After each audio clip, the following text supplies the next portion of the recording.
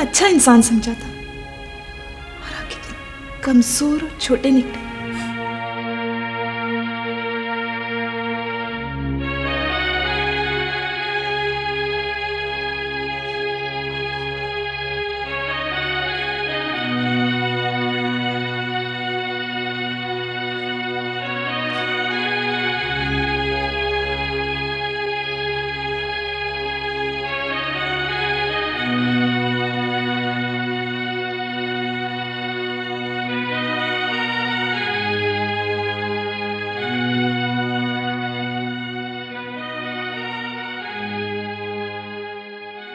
मैं तुम्हें किन किन जमींदारों और जागीरदारों की मिसाल लेता हूं।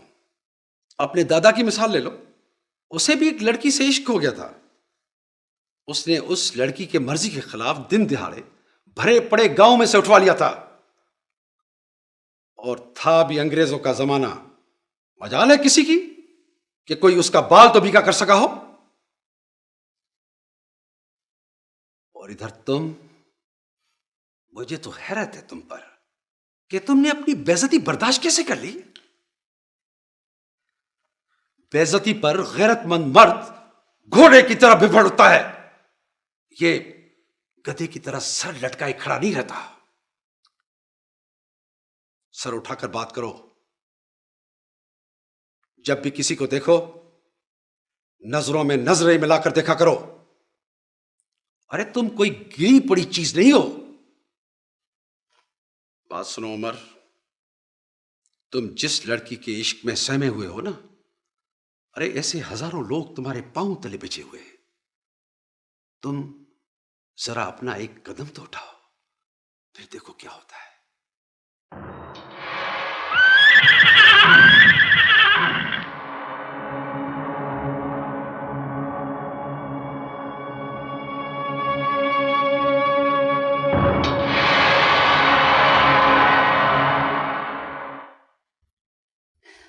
मेरी समझ में तो आपकी कोई बात नहीं आ रही। उमर के लिए मैंने क्या क्या सोच रखा था। बड़ी बड़ी फैमिली में लड़कियां ढूंढ रही हूं उसके लिए। सुन रहे हैं आप?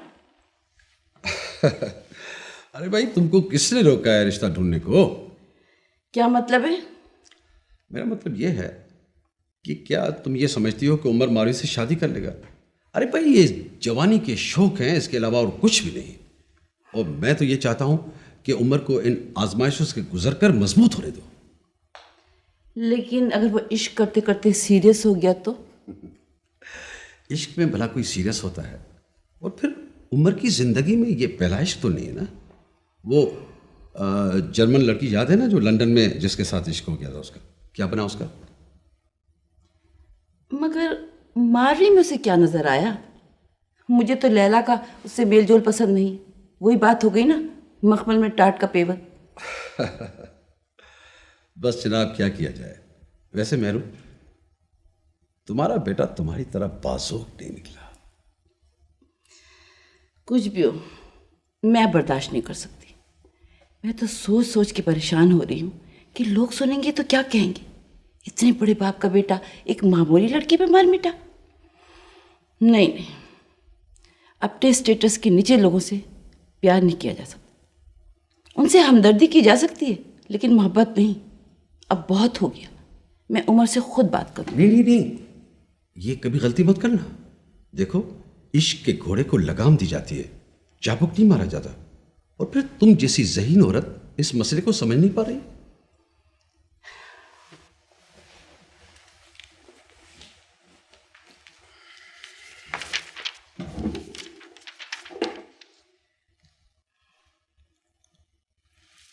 ओहो, अरे भाई, कभी नींद को भी अपनी मर्जी से आने दिया करो। मुझे सख्त डिप्रेशन है। आपके बच्चों की हरकतें मेरा ब्लड प्रेशर कभी नॉर्मल नहीं रहने देंगे।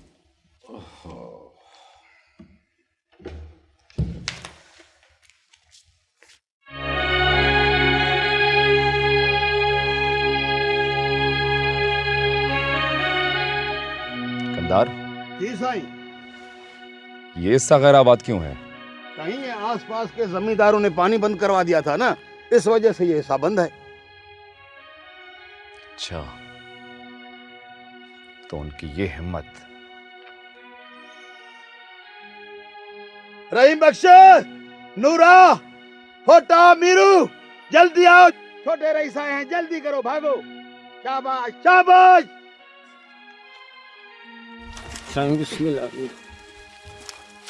क्या बात है? जमीन पर तुम लोग मेहनत नहीं करते, शिकायतें मिल रही हैं तुम लोगों की। मिठड़ा साईं, हमारा तो रिश्ता ही जमीनों से है। ऐसे बैठकर रोटियां कैसे तोड़ेंगे, भला कैसे जिएंगे? जमीन तो फिर भी हमारी अम्मा है मिठड़ा साईं। हमारा काम है इसी की खिदमत करना। खिदमत करना? अरे तुम लोगों में इतना दम होता तो बाबा साईं तक तुम्हारी शिकायतें न पहुंचती। किसी की लड़की उठा ली जाती है, पानी बंद किया जाता है, खड़ी फसलों को आग लगाई जाती है। एक बात कान खोलकर तुम सब अच्छी तरह सुन लो, आइंदा से ये जमीनें मैं संभालूंगा। इस किस्म की शिकायतें फिर ना मिले मुझे। मेरे साईं, मालिक में जितना दम होगा नौकर उतना ही बहादुर होगा। हम तो बस बाजू हैं आपके, जिधर उठाओगे उठ जाएंगे, जिस पर उठाओगे उसी पर उठेंगे। हमें हथियार दोगे तो और मजबूत हो जाएंगे। फिर मजाल है बाहर का कोई आदमी इस जमीन पर कदम रखे। यह छोटा रईस नए जमाने का गर्म खून है। तुम सब ने अभी छोटे साईं की ताकत नहीं देखी। छोटे रईस का यहाँ कदम पड़ा, समझो जंगल का बादशाह आ गया। बाकी ये आसपास के जमींदार तो गीदड़ हैं, गीदड़, लूसी कहीं के। हाकम साईं, हम गुलाम है आपके। हमारा बच्चा बच्चा आपका गुलाम है। तेरे जूते हमारा सर। बस हुक्म कर, हुक्म कर। छोटे रईस, चलो मैं तुमको आगे की बाकी जमीनें भी दिखाऊं। चलो चलो साईं।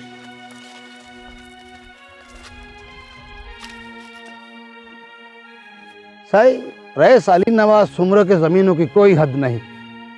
आदमी चलते चलते थक जाएगा, पर जमीनों की हद खत्म नहीं होने की। जैसा वडेरा वैसा वडेरे का बेटा। अपने लिए जैसा रईस वैसा उन्हीं का बेटा। जैसा आधा प्याला जहर का वैसा भरा प्याला जहर का। अपने हिस्से में कल भी जिल्लत थी और आज भी जिल्लत है। अच्छा अच्छा, चल के अभी काम करो, बातें करते रहते हो। आओ बाबा। चलो अली मोहम्मद, चलो।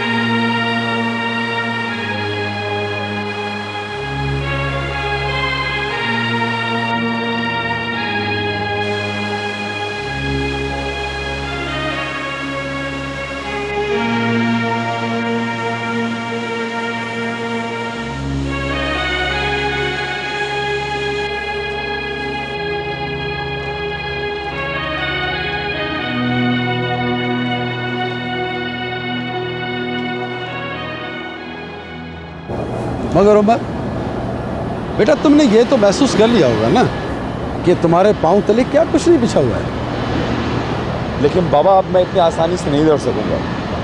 अब मुझे हर कदम बहुत मोहतात अंदाज से उठाना पड़ेगा। उमर, रियली स्पीकिंग, मैं आज बहुत खुश हूँ।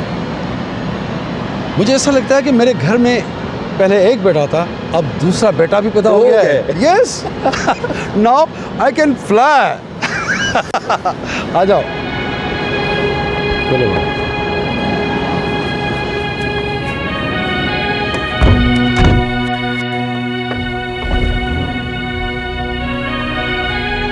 आप चलो।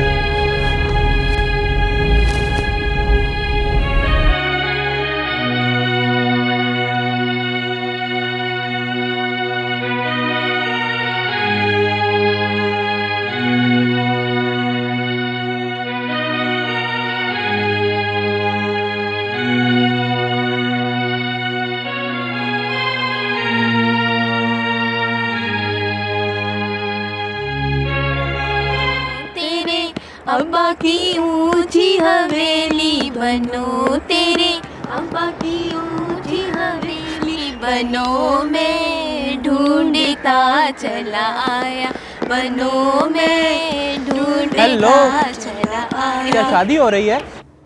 फिलहाल आपकी नहीं हो रही। भाई जाहिर है हमें तो अपना करियर बनाना है, वो तो बेचारी लड़कियां हैं जिनकी शादी पढ़ाई के दौरान ही कर दी जाती है। बको मत, इतनी बेबस नहीं होती हैं लड़कियां।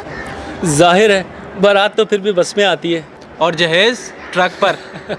अच्छा, ज़्यादा स्मार्ट बनने की कोशिश मत कर। 5 साल बाद डब्बे उठाए बीवी के पीछे खाक छानते फिरोगे। हाय, ऐसे हमारे नसीब कहाँ। बाय द वे लैला का मुंह भी लटका हुआ है। लैला मारवी से दोस्ती करके सोबर हो गई है। आपका ये एहसान पूरा डिपार्टमेंट याद रखेगा मारवी। अब चलो तुम लोग यहाँ से, जहाँ 2 लड़कियाँ देखते हो वहाँ मुंह मारने खड़े हो जाते हो। थैंक गॉड, तुम बोली तो सही। प्लीज़ इस वक्त आप लोग चले जाइए, इसका मूड सख्त ख़राब है, ख्वामखा आपसे भी झगड़ा कर बैठेगी। बाय लैला, फिर कभी सही। ओ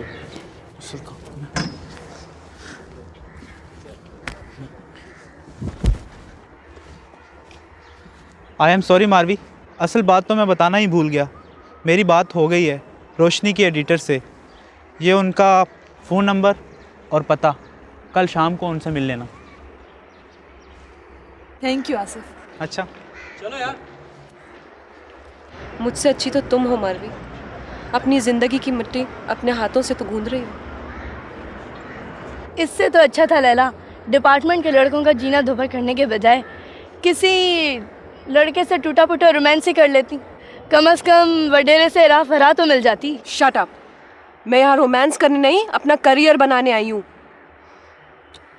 मुझे क्या पता था कि लड़कियाँ सचमुच पतंग की तरह होती हैं, जिसका दिल चाहे अपने कोठे से उनकी डोर काट ले। हाय, मुझे भी कोई वडेरा मिल जाए। सुना है लैला, वडेरे की बीवियां हर वक्त सोने चांदी में लाल पीली रहती हैं। पूरी बानो बाजार लगती हैं। हम भी तुम्हारा शो देखने आया करेंगे। मेरा शो? माय फुट, इससे पहले मैं खुदकुशी कर लूंगी। कहाँ? जहन्नुम में।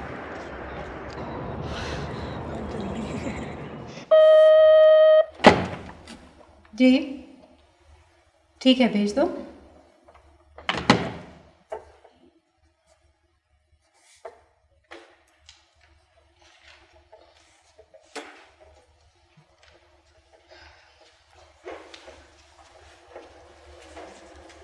अस्सलाम वालेकुम। बैठिए प्लीज़। शुक्रिया। 1 मिनट। हाँ, तो तुम मारवी हो? जी, आसिफ ने आपको बताया होगा। आसिफ ने जिक्र तो किया था मुझसे, but we actually needed an experience journalist. तुम तो अच्छा, कुछ ना कुछ तो तुम समझती होगी इस काम के बारे में, लिख लेती होगी कुछ ना कुछ। आई मीन, तुम्हारे जहन में इजहार करने के लिए कुछ तो आता होगा लिखने के लिए। जी, मैं सोच सकती हूँ।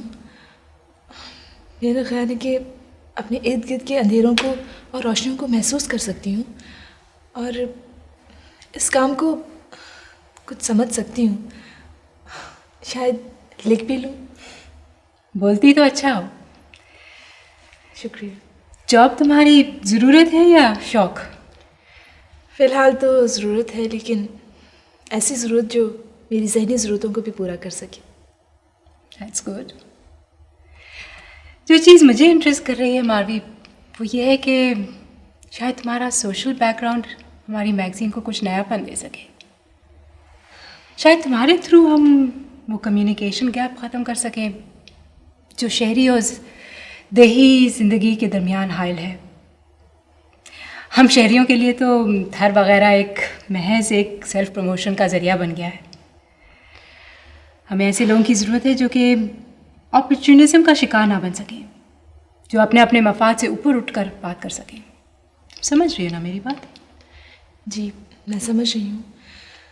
और मैंने तो यही देखा है कि हमारे लोग समंदर पार पड़ने वाले कहत के लिए तो डोनेशन जमा करते हैं, लेकिन अपनी ज़मीन की भूख को चक्कर भी नहीं देखते। Very good, that is the सच्चाई। बिल्कुल यही सच्चाई चाहिए मुझे, जो इंसान के अंदर से निकल कर आए। बहुत खूबसूरत बात कही तुमने, बहुत खूबसूरत।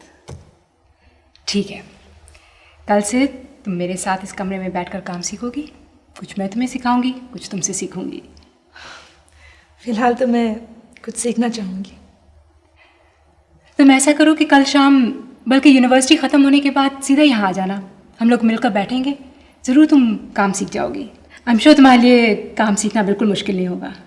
हमारा काम ही सच्चाइयाँ तलाश करना और उन्हें दूसरों के सामने लाना है। बहुत बहुत शुक्रिया। आपको मायूसी नहीं होगी, मुझे उम्मीद है। शुक्रिया जी, खुदा हाफिज़।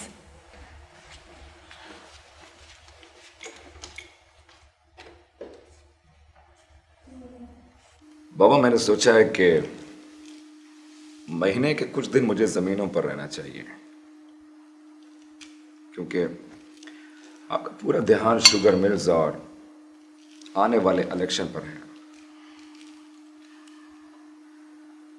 फिर बाबा, मैंने ये भी महसूस किया है कि जब तक जमींदार अपनी पूरी ताकत इस्तेमाल नहीं करता, तब तक इर्द गिर्द के जमींदार तो क्या, ये मामूली हारे भी काबू में नहीं आते। इवन ये डाकू जो हमारे इलाके में दिन दहाड़े दंदनाते फिरते हैं, ये भी हमारे इर्द गिर्द के जमींदारों के पाले हुए हैं। बाबा, इन पर काबू पाने के लिए जरूरी है कि या तो हमें भी डाकू रखने पड़ेंगे, या फिर सियासी तौर पर हमें और भी मुस्तकिम होना पड़ेगा। नाइस, यही सब कुछ मैं चाहता हूं। देखो उमर बेटे, एक रोबदार जमींदारी के लिए तुम जैसा गर्म खून चाहिए। बेटा, इलेक्शन में पैसा पानी की तरह बहाया जाता है, और अब मेरे ऊपर तो 20 लाख का पहले ही बैंक का कर्जा है। मैं ये चाहता हूं कि आने वाली इलेक्शंस में कौमी असेंबली और सूबाई असेंबली दोनों सीटों को कवर किया जाए, ताकि हम सियासी तौर पर ज़्यादा से ज़्यादा मजबूत और मुस्तहकम बने। उमर, मेरा दिल ये चाहता है कि हमारे इलाके में हमारी मर्जी से सूरज तुलू हो और हमारी मर्जी से सूरज गुरूब हो। समझ रहे हो तुम? जी बाबा। और बाबा, मैंने ये भी महसूस किया है कि हमें अपने हारियों पर और भी सख्ती करनी पड़ेगी, तब हमें हमारी जमीन जरूरत से ज्यादा पैसा देगी। नहीं बेटा, नहीं, पैसा जमीन में नहीं, हारी के पसीने और खून के कतरों में बोया जाता है। जितना हारी की ताकत को ज्यादा निचोड़ोगे, उतना ज्यादा पैसा बनेगा। लैला, बेटा खा नहीं रहे? मेरा दिल नहीं जा रहा। क्यों बेटा, क्या बात है, परेशान हो? नहीं बाबा, बस थक गई। हाँ, अब मैं समझा। वो तुम्हारी फ्रेंड है ना, क्या नाम है उसका, मारवी, वो जो जोखे साहब के लड़कों को पढ़ाती है ना, वही ना? उसकी वजह से परेशान हो तुम? नहीं बाबा, वो उसने तो अब ट्यूशन देना छोड़ दिया। क्यों? नहीं अम्मा, वो अब रोशनी मैगजीन में जॉब कर रही है। अच्छा।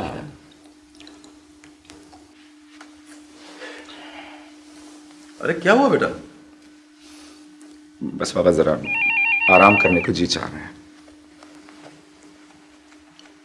बख्शो, आया सर। देखो टेलीफोन। हेलो, कौन साहब? साईं सलाम अलैकुम। एक मिनट जरा होल्ड कर। साईं, आशिक अली खान है फ़ोन पर।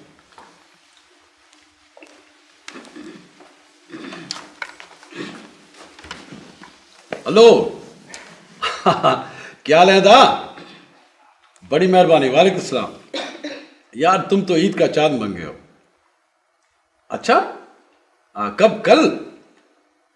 हाँ, अदी भी आ रही है। माशाल्लाह माशाल्लाह। हाँ हाँ, बस मैं सलाम दे दूंगा। बड़ी मेहरबानी यार, तुम आदमी हो बड़े अच्छे। हाँ, मेहरबानी मेहरबानी। चलो बाबा, खुदा हाफिज। अच्छा अच्छा, खुदा हाफिज।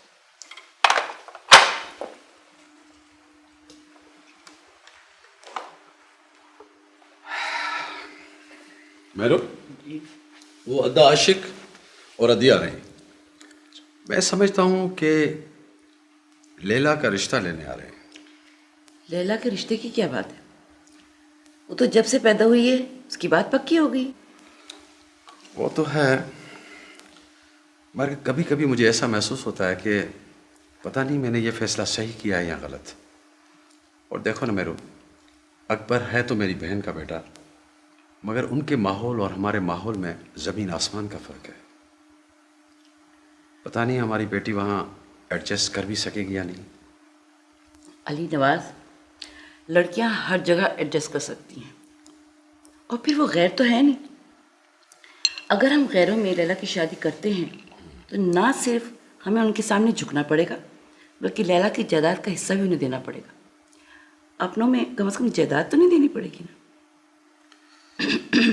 बात तुम्हारी है तो सही, लेकिन फिर भी लैला की मर्जी तो पूछ लो। मर्जी? वो हमारी बेटी है, हमारी मर्जी है। हम उसकी भलाई का ही तो सोचेंगे।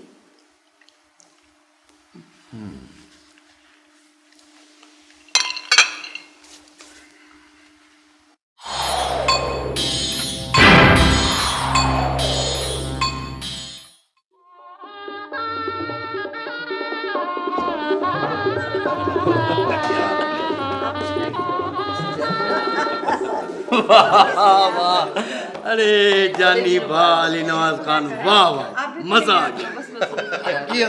अली नवाज खान, तुम्हारी हड्डियां अभी तक बूढ़ी नहीं हुई है और हमारी मोहब्बत की गर्मी भी वही है। वाह वाह। पर अदा आशिक अली खान जी, एक बात कहूँ?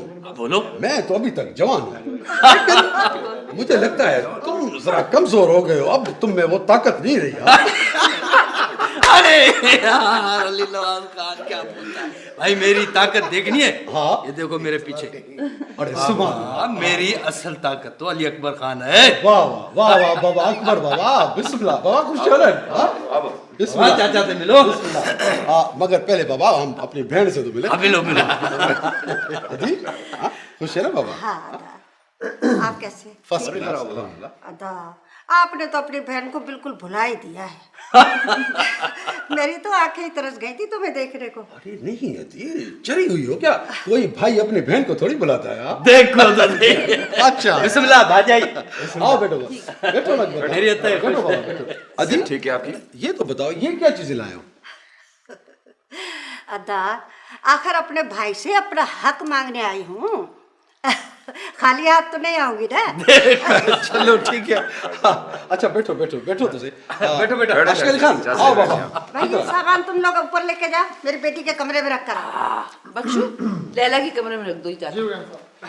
बाबा अकबर, और तो सब ठीक ठाक है? चाचा साईं और अल्लाह का एहसान है।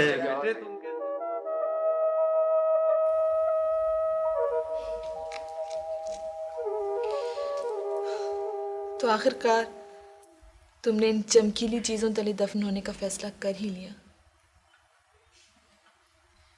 वैसे क्या कीमत होगी इनकी? इन चीज़ों की नहीं, मेरी कीमत पूछो। क्या कीमत होगी तुम्हारी? 2 लाख के ये जेवर, 30,000 का ये जोड़ा, और डायमंड की अंगूठी की कीमत अभी तक फूफी ने बताई नहीं। तुम्हारी फूफी चीज़ों की कीमतें बताकर तुम्हारा रिश्ता लेने आई है। वैसे लैला, बहुत सस्ती बिकी हो तुम। बिकी कहाँ हूँ, नीलाम हुई हूँ। कितनी आसानी से तुमने ये सब चीज़ें ओन कर ली। पता नहीं चलता मारवी, कि माँ कब और कहाँ अनजाने में सबसे छुपकर अपनी बेटी के अंदर शिकस्त और बुज़दिली के बीज बो देती है। पता तो चलता है, बिल्कुल चलता है माय डियर लैला, लेकिन मुसीबत ये है कि हम लड़कियों को बेखबर रहने की आदत सी हो गई, बाखबर होते हुए भी।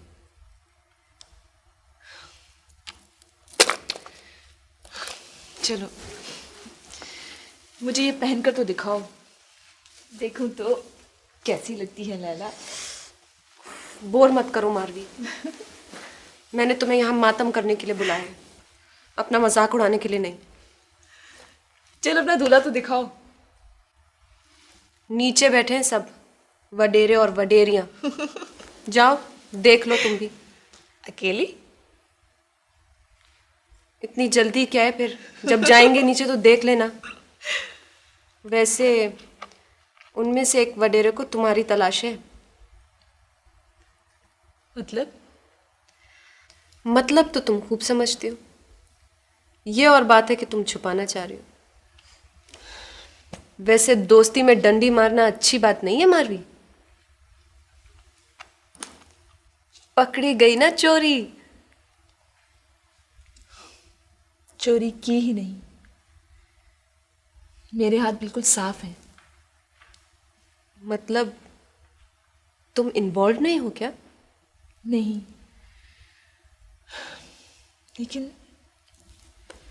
लेकिन लैला, जो कुछ भी है उसे तुम अपनी अना का मसला मत बनाना, वरना हमारी दोस्ती दागदार हो जाएगी, जिससे पता नहीं अब तक कितनी आजमाइशों से हथेली के छालों की तरह संभालती आ रही हूँ, जिसे शायद तुम ना समझ सको। समझती हूँ मारवी। अरे तुम भी कमाल की बातें करती हो। मैं कोई गैर तो नहीं हूँ, एक बहन हूँ तुम्हारी। वही करूँगी जो मेरा दिल चाहेगा। बस इसी साल में शादी करके दे मुझे। हाँ, क्यों भाई? भाई ये आप दोनों बहन भाई का मसला है, लेकिन मैं चाहती हूँ कि पहले उमर की शादी हो, क्योंकि जब लैला की शादी हो तो घर में बहू मौजूद। नहीं अम्मी, फिलहाल मेरा कोई ऐसा इरादा नहीं। क्यों मियाँ, कहीं आँख तो नहीं लड़ गई? नहीं चाचा, ऐसी कोई बात नहीं। नहीं ऐसी बात तो है, तुम्हारी आंखें तुम्हारी चुगली खा रही हैं। ऐसा लग रहा है जैसे तुम्हारी आंखों में कोई जख्मी परिंदा तड़प रहा है। अगर मेरी कोई बेटी होती ना तो दोनों आंखों से अपने भाई के साथ रिश्ता जोड़ती मैं। हाँ बुद्धू सही। अरे भाई, उमर खान के लिए लड़कियों की क्या कमी है, ये हुक्म तो करे। कौन सी ऐसी लड़की होगी जो उमर खान से शादी से इनकार करेगी? क्यों अली नवाज खान? आशिक अली खान, हमारे शहजादे के लिए तो ऐसा ही होना चाहिए। हाँ। ऐसे न कहें अदा, इसने तो खामखा एक मामूली लड़की के लिए जिद पकड़ ली, लेकिन आप फिक्र ना करें, इसके लिए मैं अपने जैसे खानदान की ऊंची लड़की लेके आऊंगी। हाँ, बात तो भाजाई ने अच्छी कही है। भला निज सोन में तांबे की मिलावट अच्छी लगेगी। वाह, क्या बात है। वडेरों के रोग में आ गई हो क्या? अरे मारुई, ये तू है? अरे मैंने तो तुम्हें पहचाना ही नहीं। खुश तो है ना? जी, आप कैसी हैं? बस खुदा की कुदरत है, वरना कहाँ तू, अरे कहाँ ये शहर, और कहाँ ये महल, और कहाँ वो झोंपड़े। अदी, आप मार्वी को पहचानती हैं? ये तो लैला की दोस्त है। भला मैं इसे कैसे नहीं पहचानूंगी, ये तो हमारे गोठ की है। इसके सातों खानदान मेरे ससुराली दर पर कमाते खाते रहे हैं। और हाँ, इसकी माँ ही तो गज काटती है, जो मैंने तुम्हें भी भेजे थे। ये तो भाई चलती हूँ, अपना ख्याल रखना।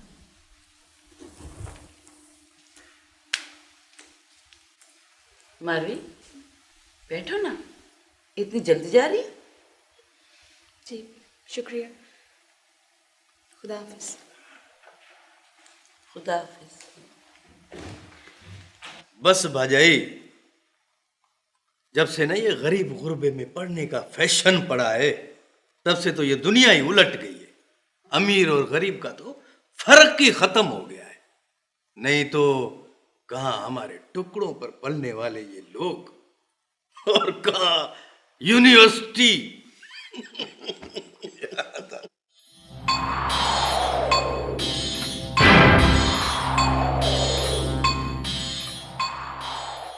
Excuse me, yes. देखिए मुझे उनसे ज़रूरी बात करनी है, प्लीज़ उनसे कहिए। देखिए, मैं आपको पहले भी कह चुकी हूँ कि वो मसरूफ़ है, और मैं उनको 2 बार बता भी चुकी हूँ। देखिए एक बार फिर कहिए उनसे। I am so sorry sir, आप वहाँ बैठिए। उस आर्टिकल को अच्छी तरह से देख लेना जी, मुझे कल के लिए तैयार चाहिए। हाँ ठीक है मैम। मारवी, आप? मारवी, मुझे तुमसे ज़रूरी बात करनी है। देखिए मैं बहुत जल्दी में हूँ, मेरे पास वक्त नहीं है। देखो मारवी, मैं तुम्हारा ज़्यादा वक्त नहीं लेना चाहता, बस चंद लम्हे प्लीज़। मारवी, मुझे लगता है तुम्हें टाइम लगेगा, मैं चलती हूँ। हाँ वापस।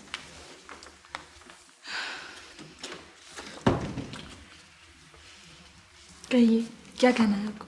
मारवी, एक बार प्लीज़, एक बार मेरी बात तो सुन लो। तो जी कहें।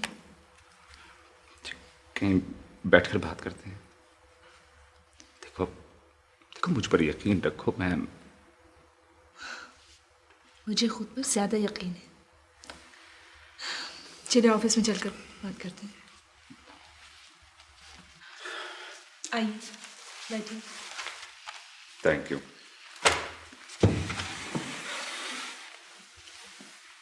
जी कहिए, क्या कहना चाहते हैं आप? बहुत कुछ। बहुत कुछ तो मैं कई बार सुन चुकी हूँ। मारवी, मैं तुमसे शादी करना चाहता हूँ। जी देखो देखो, प्लीज इनकार मत करना, मैं फैसला कर चुका हूँ। बस तुम हाँ कह दो। मारवी, देखो तुम्हारे बगैर मैं जिंदगी नहीं गुजार सकता, और ये मेरी जिंदगी और मौत का सवाल है। बस यूं समझ लो जैसे मौत की कोठरी में तुम मेरी आखिरी ख्वाहिश हो। मारवी, तुम जान नहीं पाओगे कि तुम्हारी मोहब्बत मुझे पागल किए दे रही है। मैं तुम्हारी मोहब्बत में इतनी दूर निकल चुका हूं कि इनकार सुन ही नहीं सकता। प्लीज इनकार नहीं करना मारवी। देखिए मैं और आप दो मुख्तलिफ दुनियाओं के लोग हैं। मोहब्बत आपका ज़ाती मामला है, लेकिन मेरी मोहब्बत की जड़ें कहीं और हैं। कहाँ है? क्या कोई और है तुम्हारी जिंदगी में? प्लीज प्लीज बताओ, जस्ट फॉर माई सेटिस्फैक्शन। हाँ, मेरा बूढ़ा बाप जो अब तक मेरे हिस्से की सजा काट रहा होगा, और शायद अब तक लड़ रहा होगा, जिसने बड़े मान के साथ लोगों से ये कह रखा है कि उसकी बेटी एक दिन दामन पर दाग लिए बगैर डिग्री लेकर कुछ बनकर लौटेगी। हाँ तो ठीक है, हमारी शादी से लोगों की जुबानें बंद हो जाएंगी। लेकिन मेरे बाप का मान टूट जाएगा। नहीं मैं तो समझा शायद मेरे अलावा भी कोई पागल है जो तुम्हें हासिल करना चाहता है। पागलपने का तो मुझे इल्म नहीं, लेकिन मेरी जिंदगी में एक ऐसा शख्स है जिसके साथ मैं मंसूर हूँ। कौन है वो?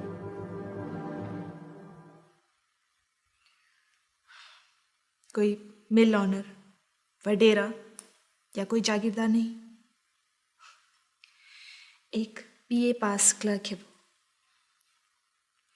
जो मेरी तरह और मेरे बागी बाप की तरह नस्ल दर नस्ल मिलने वाली जिल्लत को अपने हिस्से की जिंदगी से धोने की कोशिश कर रहा है।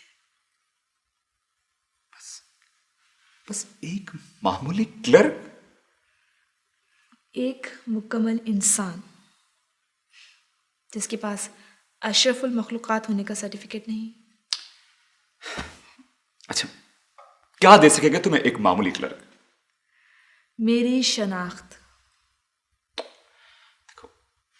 देखो मारवी, मैं अच्छी तरह जानता हूं तुम जैसी लड़की एक मामूली क्लर्क के साथ जिंदगी नहीं गुजार सकती। हम दोनों एक दूसरे के पैरों से निकलकर अपने पैरों पर खड़े होने की कोशिश करेंगे। मेरा ख्याल है अब चलना चाहिए। मारवी, इस यकीन के साथ मैं अपने फैसले पर कायम हूं कि एक ना एक दिन तुम मेरी मोहब्बत जरूर कबूल करोगे, क्योंकि मैंने आज तक अपनी पूरी जिंदगी में शिकस्त कबूल नहीं की। मोहब्बत में हारने का तो तसव्वुर भी नहीं कर सकता, क्योंकि मेरी मोहब्बत में इतनी ताकत है। मोहब्बत आपकी जेब में रखा हुआ कोई रिवॉल्वर नहीं, जिसे आप जब चाहें जिसे चाहें शूट कर लें। मोहब्बत तो ज़ाती कैफियत है, जहां तक आपकी पहुंच मुमकिन नहीं, और ना ही मैं आपके लॉन में उगा हुआ कोई फूल हूं जिसे आप जब चाहें कोट की कॉलर पे सजा लें। जितनी ताकत आपकी मोहब्बत में है, उससे कहीं ज्यादा ताकत मेरे इनकार में है।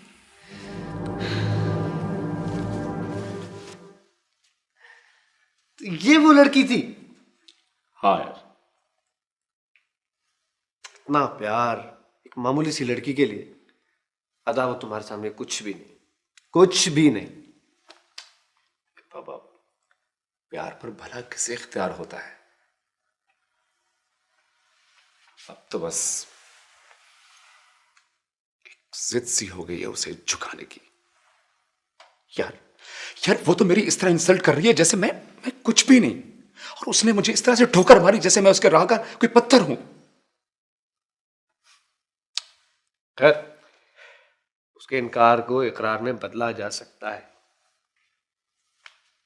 क्या? कैसे? यार तुम तो बिल्कुल ही बुद्धू भाई। वो इतनी अहम या मजबूत लड़की नहीं है, गरीब से मामूली से लोग हैं, हमारे ज़ेर दस्त। थोड़ा सा भी दबाव डालेंगे ना, खुद ही आके पैरों में पड़ जाएगा। उस लड़की का दिमाग तो यूनिवर्सिटी जाकर खामखा खराब हो गया, वरना वो तुम्हारी पहुंच से बिल्कुल बाहर नहीं है। यार पर प्लीज उसकी इंसल्ट मत करो यार। देखो, वो इतनी आसानी से नहीं मानेगी। तुमसे ज्यादा मैं उसे अच्छी तरह जानता हूं। उसका तो बाप भी मानेगा। अरे बाबा, मुझे प्यार उसके बाप से नहीं, उससे है। वैसे यार, मेरी तो ख्वाहिश है कि एक बार वो आकर मुझसे कहे कि मैं तुम्हारी हूं।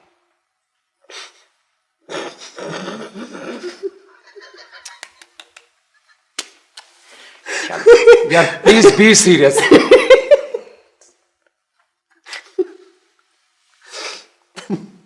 ठीक है, ये वादा है, मर्दाना वादा है।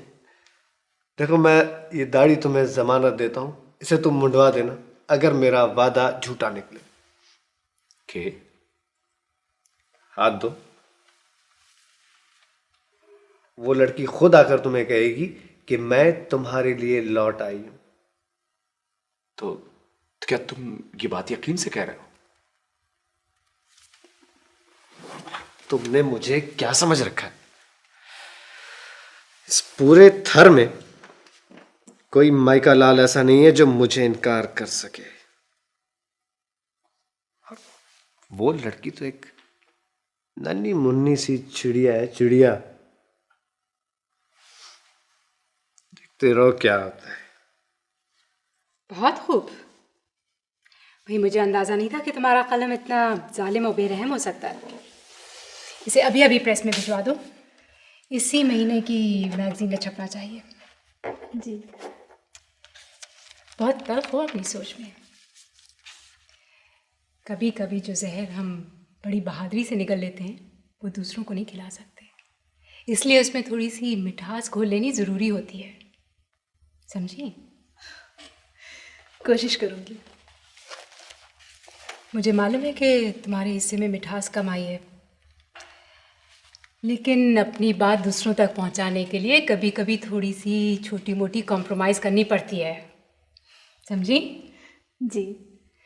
अरे भाई कभी तो इख्तलाफ कर लिया करो। इस काम में इख्तलाफ राय बहुत ज़रूरी होता है, इसलिए खूब डट कर इख्तलाफ करो।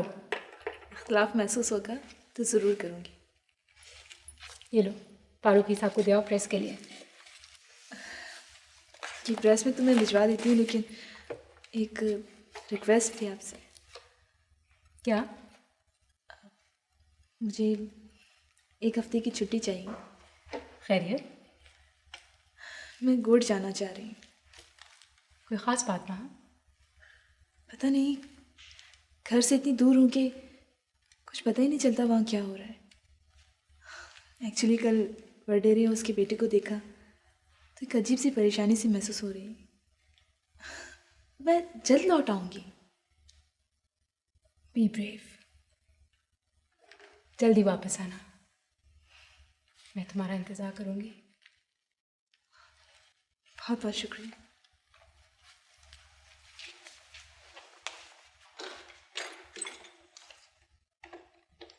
ये तुम्हें बैठे बिठाए गोट जाने की क्या सूझी मारवी? कब लौटोगी?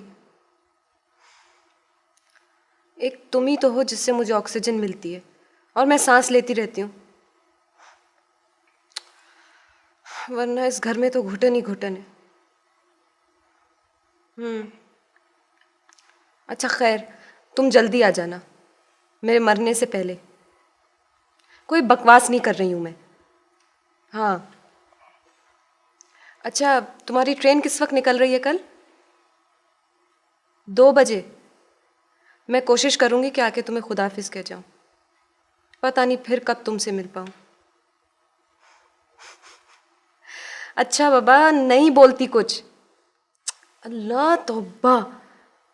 सही है, बंद कर रही हूँ बकवास अपनी मैं, अब चुप हो जाओ बस। अच्छा ठीक है, ओके, खुदा हाफिज़।